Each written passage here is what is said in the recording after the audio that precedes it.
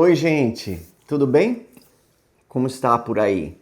Aonde você mora? Talvez você more no Brasil, talvez você more nos Estados Unidos, Canadá, Europa, Japão, Austrália. Eu acho que até da África, já Moçambique já mandaram mensagem uma vez, mas eu acho que é por aí, é isso aí. E do Japão também. Então, eu espero que você esteja bem aonde quer que você esteja. Nós vamos responder 4 perguntas dos inscritos hoje. E eu vou te contar uma coisa engraçada. Eu estava falando aqui com o Deni e ele falou, Renato, é LBGT ou LGTB? Eu falei, não, acho que é LBGT ou LGTB. E a gente ficou assim, daí nós fomos olhar no Google. E na semana passada eu falei LBGT, eu mesmo não sei, né? Porque agora também é LGTB. LGBT. L... Fala de novo. LGBT. LGBT. E agora tem WX, YZ e não sei, e eu não sei mais de nada. Então, assim, me perdoe as pessoas que são bem assim, que vão falar assim, ei, falou errado. Ele é da comunidade e não sabe. Olha, eu sou da comunidade da minha casa. Eu adoro a minha casa, eu fico na minha casa, não vou em lugar nenhum. Até quando tem a parada gay aqui em Orlando, eu não vou. Por que que você não vai, Renato? Eu não vou porque eu não gosto de ficar em pé no sol e no calor. Eu acho interessante e tal, tudo, mas eu acho que o mundo tá muito perigoso, gente. Eu acho que o mundo tá muito perigoso. Eu tenho medo de tiroteio. Eu tenho medo desses caras que vão e dão tiro em todo mundo, sabe? As pessoas ficam, nós não temos medo, nós temos que não sei o quê, nós temos que não sei... Porque eu também acredito isso, tá? Eu acho que quando vai um cara e faz um assassinato em massa, assim, daí ninguém mais vai, eles mudam, as pessoas não têm que ter medo. Mas, solta um rojão ali pra você ver, sai todo mundo correndo. As pessoas falam que não tem medo, passam umas por cima das outras, então... eu sei que eu não devia, né? Eu devia apoiar tal, mas primeiro aqui assim, para eu sair de casa, um esforço tremendo, porque eu gosto de ficar em casa. E depois porque eu acho que o mundo tá meio perigoso mesmo, tá certo? Então vamos lá, depois da vinheta a gente começa.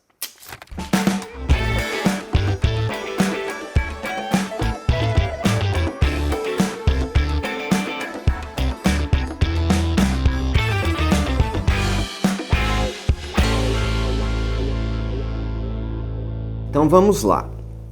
Sem muita demora, nós vamos responder a pergunta do Elinardo Costa.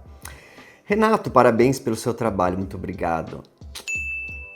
Gostaria de saber por que os designers do Brasil, mesmo os de alto padrão, não trouxeram para o Brasil os modelos das casas dos Estados Unidos, não em relação ao uso da madeira, mas sim à estética. As casas americanas e europeias são muito bonitas em qualquer lugar do mundo. Olha, Leonardo, muito obrigado da sua pergunta. Você sabe que há muitos anos atrás eu tinha Globo na minha televisão. E eu estava assistindo uma novela que a Fernanda Montenegro fazia casal com uma outra atriz. Elas eram um casal gay de mais de idade. E eu fiquei espantado de ver no cenário dessa novela as molduras de parede, os papéis de parede, essas coisas clássicas que é comum aqui nos Estados Unidos. E eu falei, puxa, paredes vermelhas, entendeu? E eu falei, puxa vida, olha, o Brasil tem essas coisas também, não é? Agora parece que... Porque assim, vamos lá, né? Depois da Segunda Guerra Mundial, lá na Alemanha começou esse movimento modernista, né, de linhas simples, do abandono dos ornamentos e das complexidades dos desenhos arquitetônicos, e começou a se adotar uma maneira simplista que ninguém sabe, mas era em primeiro lugar, pela economia, né? As pessoas não tinham casas, então tinha que ser feito aqueles prédios retos, com menos material, com janelas quadradas, sem detalhe nenhum, sem ornamento nenhum, com aquela cadeira e aquela pera lá no canto, só isso, né? Porque ninguém tinha dinheiro. Depois isso virou uma moda e começou a ser visto como a arquitetura do futuro, né? E todo mundo quer ser do futuro, todo mundo quer ser moderno, todo mundo quer ser magro, elegante e sofisticado. Então, esse marketing em volta da arquitetura, mostrando prédios assim parecendo cubos, tal, num carro esporte com aquelas mulheres magérrimas, tal, então as pessoas queriam se sentir daquele jeito. Isso começou a ser adotado, até que quase não existe mais faculdade de arquitetura no mundo que ensine a arquitetura clássica, que ensine não só como desenhar, mas também como construir aqueles voltes, aqueles ornamentos, aquelas coisas. Se bem que assim tem uma coisa mais exagerada dos castelos, dos reis e tal, tem uma coisa mais elegante, tem uma coisa que se adapta à casa. E eu acho que no Brasil, porque as faculdades de arquitetura ensinam muito assim, os arquitetos aprenderam a fazer isso e eu tive um arquiteto jovem que veio aqui, que ele acabou de sair da faculdade, que ele falou que os trabalhos é só parede de concreto, slab de concreto, estrutura aparente. Eles não estudaram nada de clássico. E aí os professores são realmente contra. Se você apresentar um projeto totalmente clássico, você repete a matéria, entendeu? Então,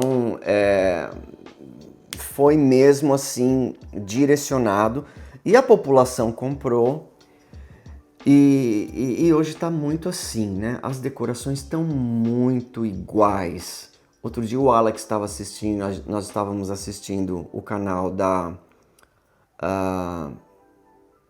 Mônica Poplavski. E o Alex falou, eu não falei nada, hein? Olha, eu juro que eu não falei nada. O Alex falou assim, nossa, mas todas as casas... A gente já viu esse vídeo. Eu falei, não vimos. Ele, já vimos. Eu falei, não vimos. Já vimos, não vimos. Já... Falei, olha a idade do vídeo. Tinha sido postado há 5 horas o vídeo. Eu falei, o que nós vimos foi da semana passada, tal. Ele falou assim, nossa, mas a casa é igual por dentro. É quase tudo igual. Elas são todas muito parecidas, é quase tudo igual. E eu falei assim, né?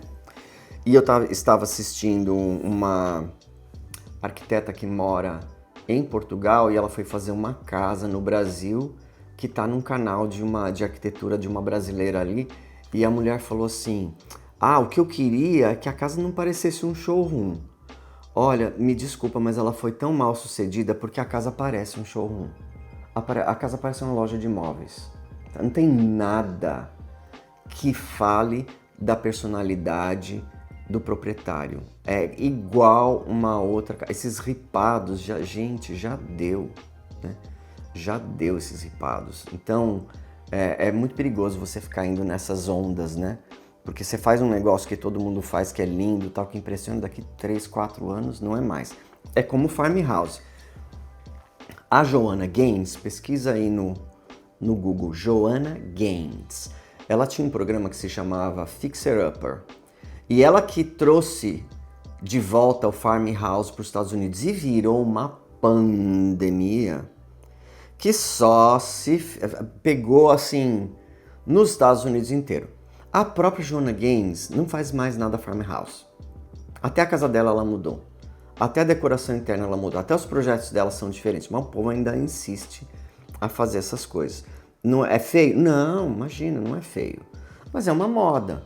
É um estilo que a pessoa gosta? Faça, né? Mas não faça de um jeito que fique parecendo uma loja que tem aqui em Orlando, que chama Hobby Lobby. Não fica parecendo uma loja Hobby Lobby, sabe? Faz alguns elementos, né, para ficar chique. Então, eu acho que o Brasil foi influenciado muito por essa arquitetura moderna, né? Que realmente não tem muito o que se inventar. tem um canal no YouTube que se chama Local Project. Local Project. E lá eles mostram casas com arquitetura moderna. Não, você não gosta de arquitetura moderna? Não, eu gosto. Eu gosto. Mas não a que está se fazendo no Brasil agora. Tá? Então, por exemplo, se você olhar... E olha, teve uma pessoa que, bem debochada aí, que comentou no YouTube, assim, os arquitetos americanos estão aprendendo com os brasileiros. O Brasil é escola para tudo, tá? Sabe um comentário de quem sabe muito pouco, porque esse movimento modernista nem no Brasil começou, né? Começou lá na Alemanha. Então, assim, se você vê essas construções da Alemanha, que as originais de 1950 e 60, elas são diferentes, né? Elas são bonitas, tem aqueles negócios arredondados, até aquelas coisas que o Niemeyer fazia são diferentes, são bonitas, as casas. Se você pesquisar por Frank Lloyd Wright, que é um dos maiores arquitetos americanos, se você olhar as construções deles, elas são famosas, são marcos na arquitetura dos Estados Unidos hoje. No entanto, essas construções, essas casas, quem compra já sabe que é um money pit. Olha aí a tradução, money pit.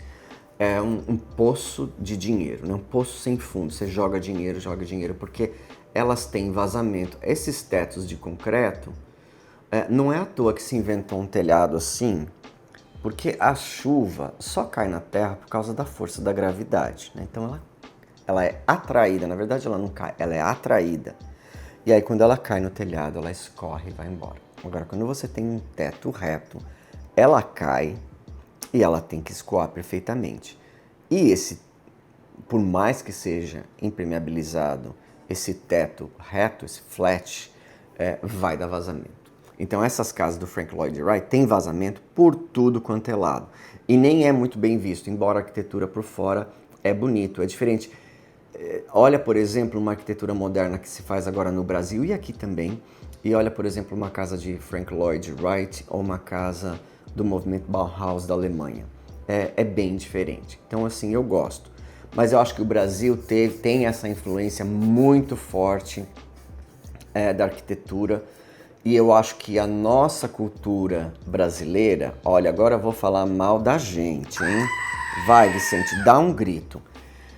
Eu acho que o brasileiro, ele está muito preocupado com o que o outro pensa. Você pode ver até nas vestimentas, né? Por exemplo, eu faço uma festa lá em casa para brasileiro, vem todo mundo de salto alto, ninguém pula na piscina. Você vê a maquiagem escorrer assim do calor, mas ninguém pula. Você dá uma festa para americano, ele arranca a camiseta com aquela barrigona e pula na piscina assim de barriga e sai assim com o cabelo todo desgrenhado, dá risada dele mesmo, não tá nem aí. E o brasileiro tem muito esse negócio de o que vão pensar, e muitos clientes brasileiros, eu percebo que às vezes eles querem fazer a casa para impressionar. Eles até gostam daquilo ali, mas eu quero fazer porque quando meus visitantes forem, eles mandam, entendeu? Então, nós brasileiros temos isso, é uma coisa que está muito enraizada na cultura. E eu acho que essas casas acabam refletindo isso, sabe? O pé direito, que ostenta, que mostra, que impressiona, tal. Então E eu acho que daí descaracteriza um pouco essa coisa do aconchego, da casa, da família, do bolo, do café, do porta-retrato, do piano, do papel de parede, do quadro, da moldura, tal. Eu acho que morar dentro de uma casa assim, é tão bom, mas eu não sei, pode ser que seja só a minha opinião, né? Pode ser que a pessoa se senta assim dentro de uma casa fria também, se ela se sentir... E olha, eu sou a favor da pessoa fazer o que ela quiser, porque no final das contas o dinheiro é dela, foi ela que trabalhou, foi ela que ganhou, o dinheiro é dela, ela gosta daquilo, ela gosta do moderno, faz porque a vida é muito curta, só tem uma vida só. Né? Eu tenho opinião que eu gosto um pouco mais do clássico. Né? Tem arquitetos que puramente modernos e tem gente que só gosta de moderno. Então assim, graças a Deus. Já pensou se todo mundo gostasse só da mesma coisa? né? Já pensou se só eu tivesse certo e todo mundo tivesse errado? Ou se todo mundo tivesse certo e eu tivesse errado? Então, assim, que bom que tem outras pessoas que gostam de outras coisas. Tá certo? Obrigado, Elinardo, da sua pergunta. Vamos para a pergunta número 2. Renato, tenho dúvidas em relação aos permits necessários para a reforma nos Estados Unidos. Nas suas reformas, é você quem precisa tirá-los ou essa é a obrigação dos profissionais que você contrata para a realização das obras? Pergunta feita pelo Heraldo. Olha, Heraldo, eu vou até tomar um gole do meu chá, porque isso dá o que falar. É o seguinte, na teoria, quase tudo precisa de permit. O que é um permit? Vamos começar por aí, né? Que tem muita gente que não sabe o que é permit. Permit é uma licença da prefeitura. O americano, ele é revoltado. Quase todo americano é anti-governo, né? Pode parecer que não, mas quase todo americano é anti-governo. Então, você chega para um cliente americano e fala assim, a gente vai tirar o permit, ele fala, não, a casa é minha, a prefeitura não tem que dizer o que eu posso fazer ou não, a casa é minha, eu faço o que eu quiser, tá? Então, a maioria dos clientes americanos que nós temos, eles não querem tirar o permit. Não querem tirar a licença. Então é assim, na teoria quase tudo precisa de licença. Se você for pintar, não precisa de licença. Se você for trocar o piso, não precisa de licença. Se você for reformar um banheiro, tirar tudo de dentro dele e colocar tudo no mesmo lugar, não precisa de licença. Se você for tirar uma parede que não é de sustentação e essa parede não tem encanamento nem elétrica, não precisa de licença, tá? Agora, se você for mexer no encanamento, ou se você for mexer na elétrica, ou se você for mexer em paredes estruturais, você precisa da licença. Aí você precisa da licença. E assim, só quem pode tirar a licença é um GC, que é um General Contractor, ou um Builder, ou o arquiteto que fez arquitetura e tem licença de arquiteto, ou o engenheiro civil. O designer pode? O designer pode quando ele tem uma licença especial. Para você ter essa licença especial, você tem que trabalhar 4 anos para quem tem essa licença. Geralmente na área comercial, aí você pode fazer a prova para tirar essa licença. Como eu não tenho pretensão de trabalhar para ninguém, nunca tive, e também não gosto de fazer projetos comerciais, eu nunca tirei essa licença e realmente nunca não precisa. Porque, por exemplo, se nós vamos colocar uma screen na piscina, a própria empresa de screen pede a licença. Tá? Se nós vamos colocar uma cerca no quintal, a própria empresa da cerca coloca a licença. Se nós vamos fazer uma piscina, a própria empresa põe a licença para a piscina. Vai trocar o telhado, a própria empresa do telhado põe a licença. Nas coisas internas, se o cliente quiser a licença, a gente tira, tá? A gente tira com o nome dele mesmo, porque você pode pedir uma licença como proprietário. Só significa que você se responsabiliza. Você tira a licença, chama Owner's Permit. Você tira a licença, você se responsabiliza, só que tem um porém. Você não pode vender a casa no período de 2 anos. Eles querem ver se a casa não vai cair em 2 anos. Se não cair em 2 anos, provavelmente não vai cair, daí você pode vender. No entanto, eu já tive clientes que fez com licença e vendeu a casa depois de 6 meses e nunca aconteceu nada, porque eu não sei como é que a prefeitura vai olhar se ele vendeu a casa ou não. Já não tem gente para trabalhar, você pede uma licença, demora semanas e semanas para sair. Eles ainda vão ficar olhando lá em todo mundo que tirou licença se a casa vendeu ou não. Agora, quais são os prós e os contras de tirar a licença? Os prós de tirar licença é que você tem um segundo olhar para coisas. Quando os inspetores vêm, eles podem dar algumas ideias, eles têm um segundo olhar do que pode fazer e o que não pode fazer. Eu acho que é só isso. Não, tem mais um. Inclusive, se você for trocar as janelas da casa, a própria empresa das janelas põe a licença. Na hora que você vai vender o imóvel, aparece lá a licença de quando trocou as janelas, a licença de quando trocou o telhado, a licença de quando... Isso aí é um pró, mas se for vender e não tiver isso escrito, também não tem problema. Agora, os contras. Nós tivemos recentemente um cliente que quis colocar uma licença para trocar uma porta de correr por uma janela. E foi o caos, porque primeiro que atrasou, a obra ficou parada, colocou o permit, aí até o inspetor poder vir, uma semana sem fazer nada. É tudo quebrado, uma semana sem fazer nada. Aí o inspetor vem, o inspetor não é engenheiro, não é arquiteto, não é mestre de obras, não é nenhuma. Aí ele chega lá, ele sabe mais que você, porque eles têm o ego, né? Eles acham que eles têm que ser escutados. Tá, então ele falou assim, precisa ter uma viga de concreto em cima dessa janela. Aí eu falei pra ele, mas por quê? Ele falou para sustentar as vigas do telhado. Eu falei, mas uma viga de madeira é suficiente. Ele falou, tem vigas de madeira que tem a mesma resistência de uma viga de concreto. Ele falou, não, tem que ser de concreto. Ele falou, você é engenheiro? Eu falei, eu sou. Ele falou assim, então por que você não colocou o permit? Eu falei, porque eu não tenho licença nos Estados Unidos. Ele falou, então você tem que fazer o que eu falar. E aí ele falou assim, e essa viga de concreto tem que ser apoiada por uns pilares e tem que colocar uma sapata dentro do solo. Isso ficou $10.000 a mais do que teria ficado se não tivesse colocado a licença. Porque se você for ver uma casa nova hoje, na hora que ela está construindo, não tem uma viga de concreto em cima da janela. Tem uma viga de madeira em cima da janela apoiada numa viga de madeira no solo. E ela apoia o telhado, mesmo porque o telhado ele é uma estrutura feita como se fosse um chapéu, e ele não se apoia só em cima daquela janela. Ele se apoia em todos os pontos. Inclusive, se ele estiver apoiado em cima, é que nem se você montasse um negócio de cartas. Se você tira uma carta, aquele negócio não cai. Se você tira aquela janela, não cai o telhado, só naquele vão que está aberto. Mas o Mané queria que fizesse, teve que ser feito, porque daí depois que você abriu a licença, tem que fechar a licença, porque senão a casa não vende. E se você não fizer do jeito que ele quis, ele não dá o fechamento da licença e você fica enrolado com aquela casa para o resto da vida. Então teve que fazer as sapatas, aí tem que parar, tem que chamar ele demora 4 dias para vir. Aí ele olha, não, tem que ser mais 3 centímetros para lá, vai lá, quebra a sapata, faz mais 3 centímetros para lá. Aí ele vem, tá bom. Aí você faz as colunas e tal, tem que parar, tem que chamar, ele tem que olhar.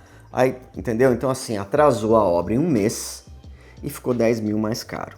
Então, esse é o contra, tá? Às vezes você dá sorte de pegar um bom... Nós já pegamos vários ótimos inspetores, mas às vezes, geralmente, eles têm um ego bem grande. Então, assim, quando é para tirar uma parede, assim, mesmo que ela esteja sustentando alguma coisa, a gente coloca uma viga e pronto. E se o proprietário quiser, a gente faz as outras coisas. Agora, coisas sérias mesmo, muito estruturais, ou se vai expandir a casa para fora, isso aí não tem jeito, tem que pedir a licença mesmo. E aí tem que fazer também com um GC que tem licença. Tá certo? Obrigado, Heraldo. Número 3. Renato, quais são os principais desafios de trabalhar com materiais e móveis importados em projetos de interiores em Orlando, considerando o clima e a manutenção? Pergunta feita pelo Matheus. Olha, Matheus, eu acho que o maior problema de trabalhar com materiais e móveis importados e projetos do Brasil é o tempo. Por exemplo, você projeta uma cozinha numa empresa brasileira que vai mandar, são 6 semanas, 7 semanas, 8 semanas.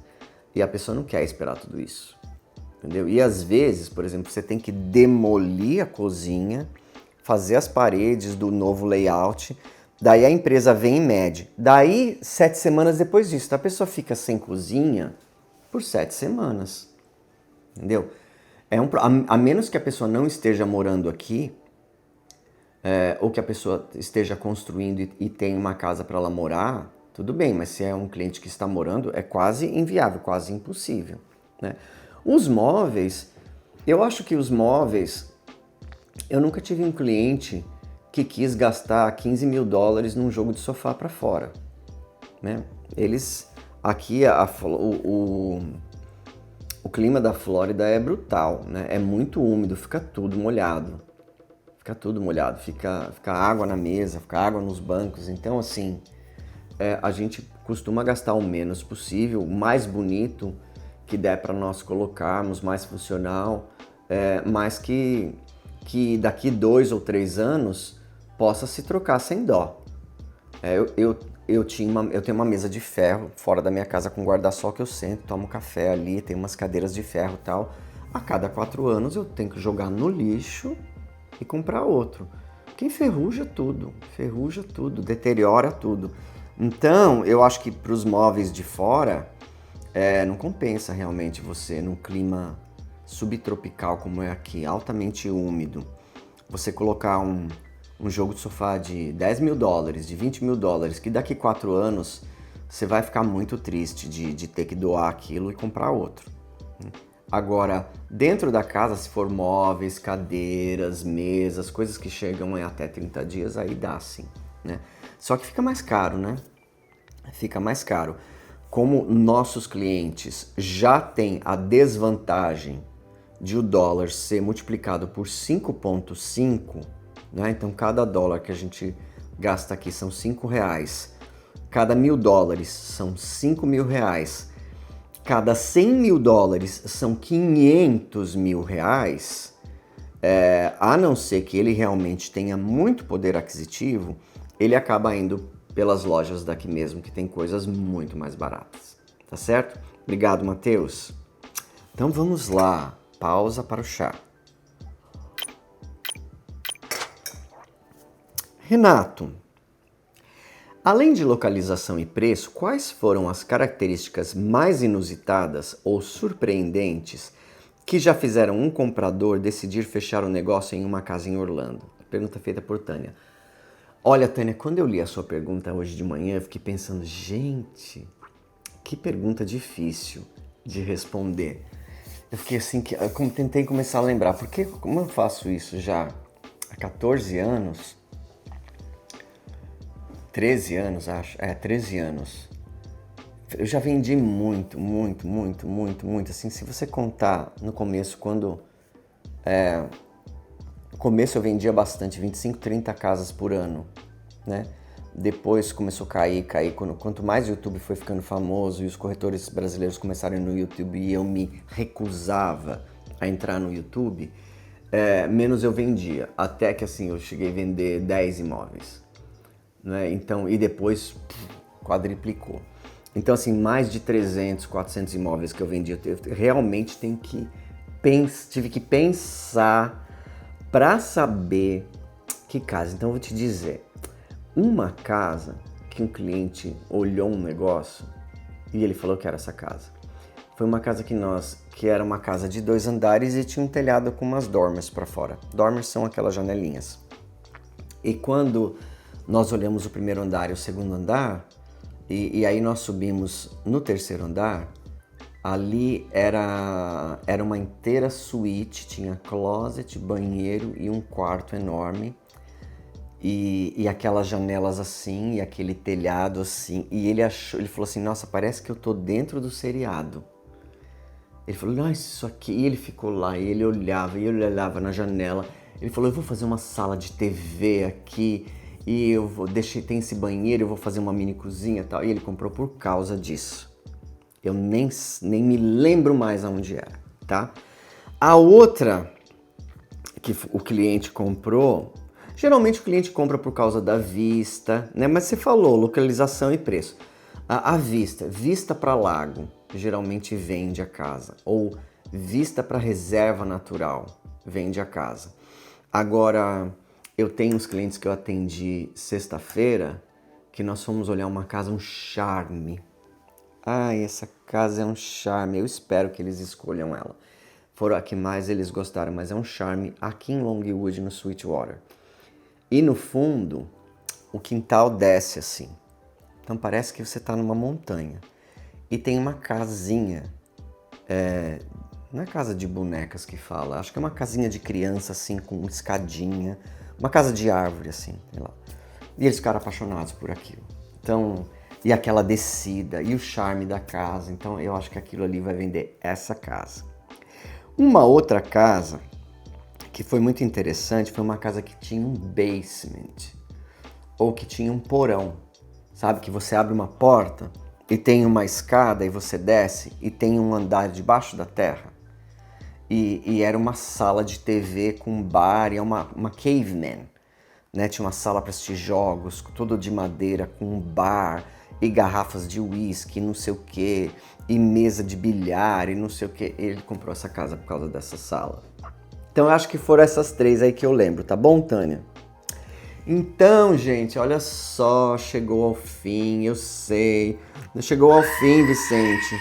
Não tem mais ainda, tem mais. Fica quietinho aí que você já vai ver.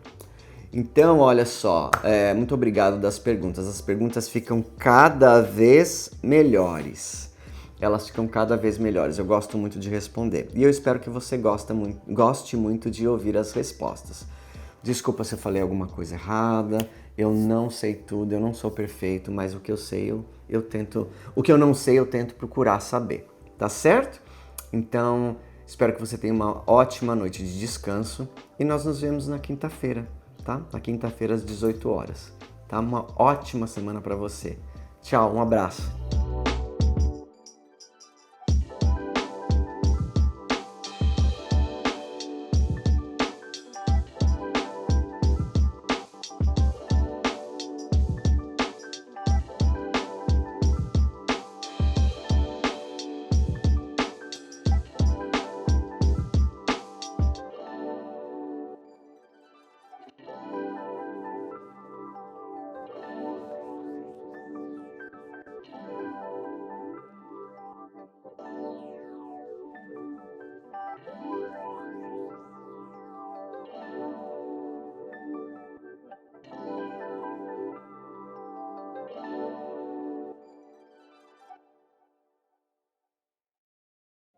Antes de encerrar o vídeo, eu queria fazer um pedido muito especial. A ONG Amigos de São Francisco está prestes a realizar um grande sonho: comprar definitivamente o sítio em Ibiúna, onde hoje acolhe centenas de cães e gatos resgatados do abandono. O valor é de R$360 mil e já foi arrecadado 80%. Agora falta apenas 20% para que esse lar seja realmente deles. Desde 2012, a ONG já transformou a vida de mais de 2.000 animais. Muitos foram adotados, mas outros, especialmente os mais velhinhos, provavelmente passarão o resto da vida no abrigo.